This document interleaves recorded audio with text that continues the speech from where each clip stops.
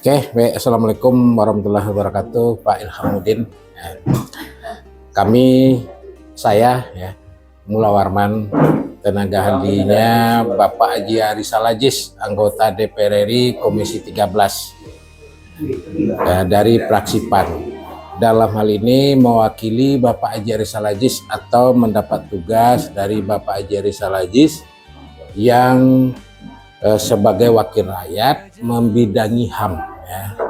Jadi dia urusannya, salah satu bidang yang diurusnya adalah HAM, hak asasi manusia.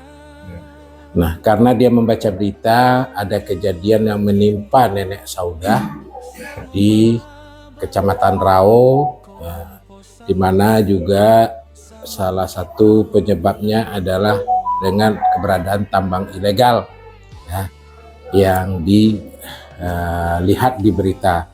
Tentunya kami tidak ingin hanya cukup dengan berita aja, di mana Pak Haji Arisal Aziz ingin mendapatkan informasi yang jelas, karena hal ini akan dia sampaikan nanti di DPR RI, ya tentu di komisi dia, ya, untuk menjadi perhatian dari pemerintah Indonesia tentunya.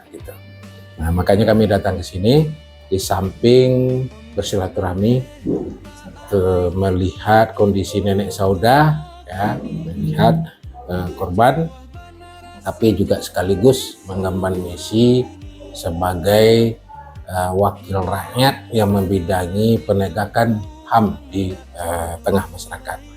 Itu saya meminta informasi terkait dengan kejadian ini, ya, yang menimpa daripada nenek Saudah, karena itu tak mungkin kita minta keterangan dari nenek Saudah karena kondisinya yang lagi sakit seperti itu. Silakan Pak Ilhamuddin.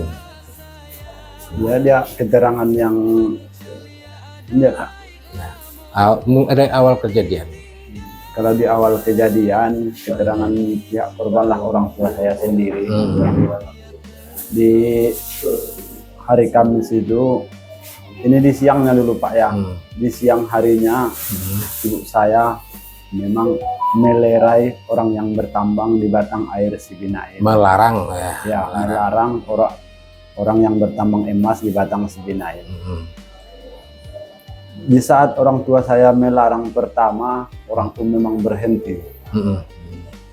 Orang tuh memang berhenti, tidak melanjutkan pekerjaan. Pas di malam harinya, sekitar pukul 8, orang tua saya pergi ke sana melihat dan membawa senter. Pas di saat itu, orang tua saya masih menyenter, tiba-tiba sudah datang batu. Ini keterangan korban Pak, ya. Tiba-tiba sudah datang batu. Kalau pengetahuan orang tua saya, batu itu cuma bukan satu, bukan dua, banyak. Mungkin lantaran sudah banyak benturan ke kepala, dia merasakan pusing dan terjatuh. Sempat dia mau melarikan diri, tapi tidak ada daya lagi. Sudah terbaring di pinggir sungai. Di saat itu datanglah pelaku, 2 orang. Orang tua saya itu melihat wajah orangnya, kedua-duanya, dan sudah dikatakannya sama anaknya saya sendiri. Pas orang tua saya terbaring, diangkatlah ke sebelah sungai, dibuanglah ke semak-semak. Masih sadar itu orang tuanya? Badan tidak ada sadar, tapi kalau pikiran masih ada keterangan. Jadi dia merasa dia diangkat dan dibuang ke semak-semak. Ya. Dan di saat itu mungkin udah terlalu lama, masih si korban ini masih dijumpai. Orang tua saya masih mendengar. Berapa orang mendengar? Kalau mendengar apanya, pelaku ini ada 4 orang, tapi yang diketahuinya adalah 2 orang. 2 orang tuh namanya hafal sama dia? Nah, ada. Ya, siapa namanya? Namanya Yusnil Marta dan Roni Hidayat. Roni Hidayat. Ya, itu pelakunya yang diterangkan orang tua saya. Ya. Oke. Nah, sesudah itu orang tua masih ada kesempatan berbicara. Mereka mengatakan orang tua saya ini sudah mati. Kita tinggalkan saja. beliau sudah mati. Padahal orang tua saya ini keadaan dengan tidak sadar. Mungkin sudah kelamaan, sekitar jam udah ditinggalkan si pelaku. Udah ada 2 jam, mungkin dia ada kesadaran sedikit. Merabalah si korban ini menghadap ke rumah. Berjalan merangkak lah gitu ya. Itu saja yang diterangkan orang tua saya. Dan yang kedua, sampai di rumah, tentu orang tua saya yang laki-laki tentu terkejut melihat. Pernah bertanya dia, tapi tidak ada jawaban. Pas di saat itu, ayah saya menyuruh orang memanggil saya ke rumah saya sendiri. Pas ada orang yang memanggil saya sendiri, langsung aku berlari melihat orang tua saya ke rumah. Dan saya lihat orang tua saya sudah terbaring di kamar dengan keadaan mata lebam, luka-luka lah gitu. Kening ada pecah, bibir habis, di bagian telinga bengkak, bagian wajah lah. Di saat itu saya larikan ke puskesmas. Saya tidak senang, saya larikan di puskesmas di malam itu juga, sekitar jam 2 malam. Tanggal berapa tuh Pak? Kejadian tanggal berapa? Kalau tidak salah saya tanggal 1. Tanggal 1 Januari. Kalau malamnya udah jam 2. Jam 2 malam tanggal 2. Udah masuk tanggal 2 gitu. Bawa orang tua saya jam 2 malam ke puskesmas. Di saat itu sudah saya letakkan di puskesmas. Memang dihargai perawat, dijahit orang tuh dan dijahit di mulutnya dan membakar muka. Saat itu saya langsung melapor ke kantor polisi. Saya anak kan tidak senang. Saya laporkan ke kantor polisi malam itu juga, jam 3 malam. Memang saya ditangkapi, tapi mungkin laporan saya ini lantaran disangka orang itu bersepele, tidak pala apa kali, tidak menjadi perhatian. Disangkanya saya mungkin orang gila yang melaporkan ini lantaran jam 3 malam. Sesudah itu saya laporkan sama dia. Memang saya kubawa dia ke puskesmas. Memang kubawa dia ke puskesmas, dilihatnya saja, baru di fotonya, baru dia pergi langsung ke polsek. Nah, 1 hari kemudian saya tidak merasa ada kepuasan perawatan namanya di puskesmas lantaran orang banyak yang melihat.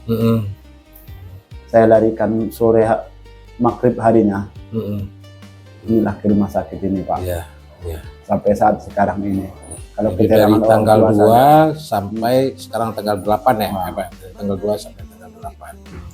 Nah, itu tindak lanjut daripada pihak penegak hukum gimana terhadap kejadian ini? Kalau tindak lanjut orang tuh ya kayak mana lah, sudah ada tertangkap kata orang tuh saja. Berapa orang? Kata orang tuh 1.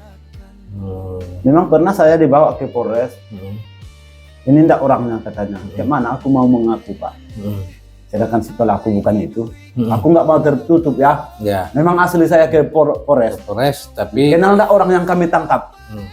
Memang kenal. Tapi yang dilakukan mereka bukan itu. Bukan itu tersangkanya yang dikatakan orang tua saya. Memang bukan itu kok melakukan yang dikatakan orang saya. Sampai sekarang beginilah akhirnya. Seperti apa yang dialami oleh orang tua nenek sama nenek Sodah dan sudah diceritakan kepada keluarga bahwasanya dia hafal 2 pelaku berdasarkan melihat wajah dan suara gitu ya kan, apalagi sesama orang kampung tentu dihafal. Dia. Tentu ini yang dari pihak keluarga korban minta kepada pihak kepolisian selaku yang menyidik betul-betul memproses orang yang si pelakunya yang dirasakan. Jangan sampai orang bukan pelakunya yang diproses gitu dibawa. Nah, kemudian kenapa sampai nenek Saudah melarang orang menambang? Jujur saja, kalau yang di tempat kejadian saat ini, mulai sejak dulu orang tua saya tidak pernah digarap batang sibinail itu di lokasi sekarang ini. Siapapun orangnya, maupun bagian pemerintahan, maupun bagian nenek mama, maupun bagian jorong, maupun bagian kami sendiri seorang tukang dulang, tidak boleh itu dipegang. Yang lain sajalah kalian kerjakan. Yang punya siapa lahan itu? Kalau yang punya, kalau kita baca sebelah ini kita yang punya, Pak. Tapi kalau udah dilewatin batang air, kita tidak bisa menganggap kita yang punya. Berarti sebelah, katakan misalnya nih sebelah ke sini itu kita punya, sebelah ke sana tentu udah batang air. Nanti kita bilang tanah kita itu. Memang itu lokasinya di batang air, di Sungai Sibinail, berlokasi namanya di Batu Bolingkar. Ini status tambang ini resmi atau ilegal? Oh, itu kurang paham saya, Pak. Kurang paham ya. Kalau mau resmi, kalau resmi itu ada izin dari pemerintah, itu resmi. Namanya tambang, ya kan? Kalau saya tidak tahu, Pak. Nggak tahu. Tidak ada urus orang tua yang bekerja di sana. Saya tidak pernah mengurus orang tua, mau orang tua menggarap, mau orang tua apa. Terus pengetahuan Ibu itu resmi atau apa? Nggak tahu juga, Pak. Nggak tahu juga. Kalau saya, Pak, saya kebetulan saya adalah anak dari kakak dia. Kebetulan saya, karena saya bekerja dan tinggal di sini, satu-satunya keluarga mereka yang ada di sini hanya saya. Jadi dari keluarga saya hanya khusus merawat yang si korban, kemudian yang melayani siapa yang datang mendampingi adik-adik saya. Cuma sebatas itu. Kalau masalah hukum, kemudian bagaimana latar belakangnya saya tidak tahu. Kalau masalah hukum semua dia, karena dialah anaknya. Kalau saya kan masih ada jaraknya, Bapak ya, semuanya anak kakak Inyo gitu. Jadi Ambo, saya hanya Pak minta adik-adik saya ini, Pak, Bapak ketahui, mereka semuanya orang tidak berpendidikan. Dengan apapun, maksudnya dia tidak di pemerintahan, tidak ada satupun mereka yang di pemerintahan, dan tidak ada berpendidikan, hanya sampai kalau sekolah hanya yang wajib saja, sampai kalau yang ucap sampai SD aja, tapi dia bisa baca. Artinya apapun yang dikasihkan orang dia cuma lipat simpan di kantongnya, seperti itu gitu. Kemudian kalau saya hanya sekedar mengurus, karena ada batas-batasnya juga ya, Pak ya. Karena saya juga bekerja di pemerintahan, dan saya bekerja di sini, saya punya rumah di sini. Tapi saya kan, Pak, biar bagaimanapun saya kan merawat si korban. Biar bagaimanapun juga kan dia kan juga bagian daripada darahnya ada penyakit dalam diri saya. Betul. Jadi walaupun dia cuma adik ibu saya, otomatis dengan melihat seperti itu, saya juga merasakannya adalah ibu saya. Jadi kita khusus hanya untuk mengobati dia, kalau dia mengurus semua administrasi di rumah sakit, pokoknya dia bisa dibayarkan dengan bisa dengan ASK, saya urus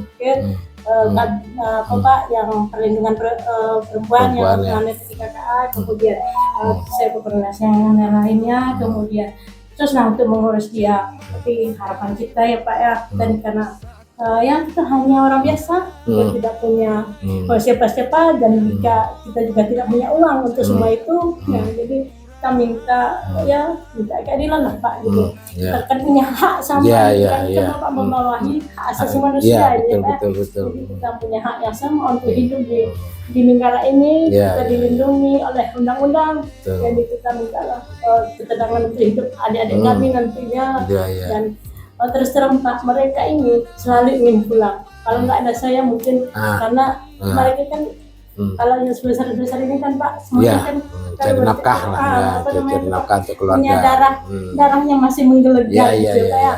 Karena saya takut kalau mereka ini pulang, saya takut akan terjadi hal-hal yang tidak kita inginkan gitu, Pak.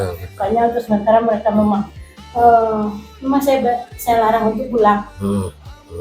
Semua mereka tidak sabar, kita tunggu saja, semuanya sudah kita serahkan kepada hukum, karena saya yakin hukum kita akan menegakkan keadilan. Apalagi jadi perempuan, nenek-nenek lagi, Pak. Kalau mereka yang seperti itu, saya tidak akan memfasilitasi mereka untuk tinggal di rumah saya. Kalau yang laki-laki ini yang terbaring seperti ET itu Pak, saya tidak akan memfasilitasi, biarkanlah mereka, nggak apa-apa karena mereka juga laki-laki gitu kan.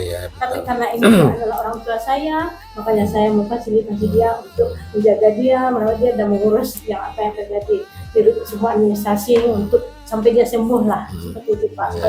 Kalau yang saya, tapi kalau yang apapun yang terjadi di belakang itu saya tidak tahu karena saya memang tinggalnya di Lubuk Sikaping dan saya pun di Rau pun saya tidak di Jorong mereka tinggalnya, saya tinggalnya di Jorong 1, tapi ibu kami memang berkakak-adik dan mereka memang tinggal di Jorong namanya itu di Rau Utara, begitu di Padangan Tinggi Utara, kalau saya di Padangan Tinggi. Kebetulan saya memang tinggal di sini, kerja di sini. Jadi apa yang terjadi di sana saya tidak mengikuti lah gitu Pak. Kalau yang saya khususnya di korbannya lah gitu Pak. Kemudian ini Pak, sampai saat ini masih ada intimidasi dari pihak keluarga? Kalau intimidasi belum ada. Tidak ada. Alhamdulillah lah Pak, setelah kejadian tidak ada intimidasi. Kami adik-adik yang masih tinggal di sana pun tetap tinggal di situ. Kemudian anak dia pun yang punya keluarga, anaknya, istrinya, apanya memang tetap masih tinggal di luar gitu Pak, masih tetap di situ kalau istrinya. Oke, kemudian ini kasus masih tetap bergulir di pihak kepolisian. Kemudian tambang-tambang itu sudah ditutup sama pemerintah? Belum, masih jalan? Ya tidak ada pulang. Tidak pulang atau setelah kejadian Pak, saya tidak pernah melihat itu. Tidak, kurang tahu juga. Ada tambahan pertanyaan? Ini enggak ada, cukup ya Pak Dewan? Cukup Pak Dewan? Oke, baik Pak, tentu kita berharap, sama-sama berharap ya, hal ini ditindaklanjuti ya untuk mencapai keadilan bagi keluarga korban, dan tentunya kalau ada hal-hal pelanggaran hukum di situ, tentu kita juga berharap